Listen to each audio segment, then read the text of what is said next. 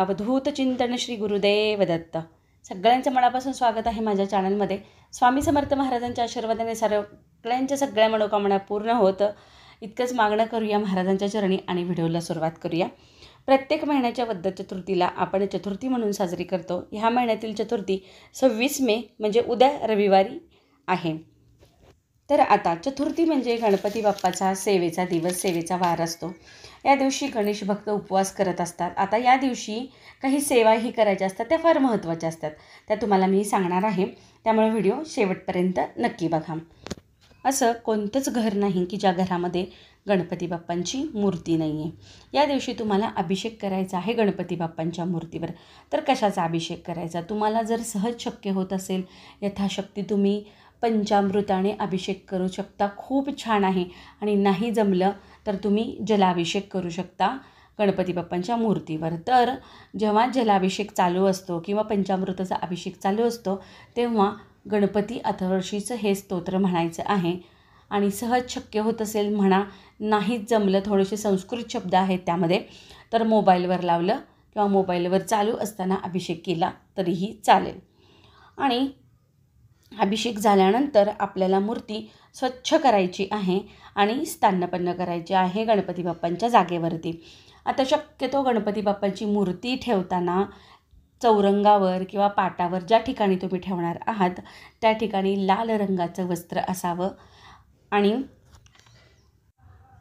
उपलब्ध असतील तुमच्याकडे तर गणपती बाप्पांना लाल रंगाचे वस्त्र परिधान करावेत संकष्टी चतुर्थीच्या दिवशी. तर मूर्ती स्थानापन्न केल्यानंतर मूर्तीला आपल्याला अष्टगंध, चंदनाचा टिका लावून नंतर अष्टगंध लावायचा आहे.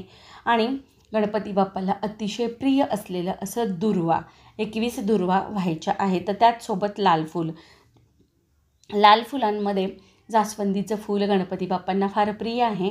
नसेल तर तुम्ही गुलाबाचं फूल देखील वाहू शकता, पण गुलाबाचं फूल वाहताना त्याचे काटे काढून मगच अर्पण करायचं आहे. आणि गणपती बाप्पांचा अभिषेक झाल्यानंतर गणपती बाप्पांना गूळ खोबऱ्याचा नैवेद्य दाखवायचा आहे. तर अशी आहे मूर्तीची सेवा. तर सर्वात उच्च कोटीची सेवा कोणती? तर 11 वेळेस गणपती अथर्वशीष पठण करणे. तर हे कसं करायचं? आपल्या घरातील मंदिरासमोर बसून 11 वेळेस किंवा 21 वेळेस गणपती अथर्वशीष पठण केलं तरीही खूप उत्तम आहे. आणि नाही जमलं तर 21 वेळेस किंवा 11 वेळेस गणपती स्तोत्र जे आहे त्या मंत्राचं पठण करायचं आहे, किंवा त्या स्तोत्राचं पठण करायचं आहे, किंवा गणपतीचा मंत्र जो आहे तो 108 वेळेस म्हणजे 1 माळ घ्यायचा आहे. तर अशी आहे ही अभिषेक झाल्यानंतरची सेवा. आणि ज्यांची खूप जुनी कामं अडकली आहेत, ज्यांचे काही खूप मोठ्या अडचणी आहेत. आता आपण सांसारिक माणसे आहोत, प्रापंचिक माणसे आहोत, अडचणी तर असतातच आयुष्यामध्ये. तर ज्यांना खूपच अडचणी आहेत तर त्यांनी काय करायचं आहे, 21 गुळाच्या गोळ्या, म्हणजे गूळ असतो ना आपला, तो गूळ खिसायचा आणि त्याच्या छोटे अशा 21 गुळाच्या गोळ्या करायच्या आहेत आणि त्या गणपती बाप्पांना अर्पण करायच्या आहेत चतुर्थीच्या दिवशी, संकष्टी चतुर्थीच्या दिवशी. आणि आता बघा, गणपती बाप्पा हा विघ्नहर्ता आहे आणि आपल्याला विघ्न जर दूर करायचे असतील ना तर गणपतीची सेवा अनिवार्य आहे. तर त्यामध्ये आणखीन एक सेवा आहे, ती म्हणजे गणपती मंदिरात जाऊन 11 वेळेस गणपती अथर्वशीष पठण करणे. आणि जवळपास जे आपल्या गणपती मंदिर असते ना तर तिथे जाऊन 11 वेळेस गणपती अथर्वशीष पठण करायचं आहे. तर त्यामुळे काय होतं, जे बरीच वर्ष झालं संततीसाठी प्रयत्न करत आहेत, ज्यांना संतती नाही आहे त्यांच्यासाठी गणपती बाप्पाची सेवा खूप प्रभावी आहे. आणि ज्यांच्या घरामध्ये नवरा बायकोचं पटत नाही, छोट्या गोष्टींवरून वादविवाद होतात, त्यांच्यासाठी देखील ही सेवा खूप प्रभावी आहे. किंवा ज्यांनी सध्या स्पर्धा परीक्षा दिलेल्या आहेत, ज्यांची मुलं 10वी 12वीमध्ये म्हणजे बोर्डाच्या एक्झामला बसलेली आहेत किंवा देणार आहेत, त्यांच्यासाठी देखील गणपतीची सेवा खूप प्रभावी आहे. त्यामुळं एकदा ही सेवा करून नक्की त्याची अनुभव घ्या, त्याची फलश्रुती घ्या. 3-4 प्रकारच्या मी तुम्हाला सेवा सांगितलेल्या आहेत. तर कोणतीही सेवा आपल्या वेळेनुसार करा आणि गणपती बाप्पांना संतुष्ट करून त्याची फलश्रुती प्राप्त करून घ्या.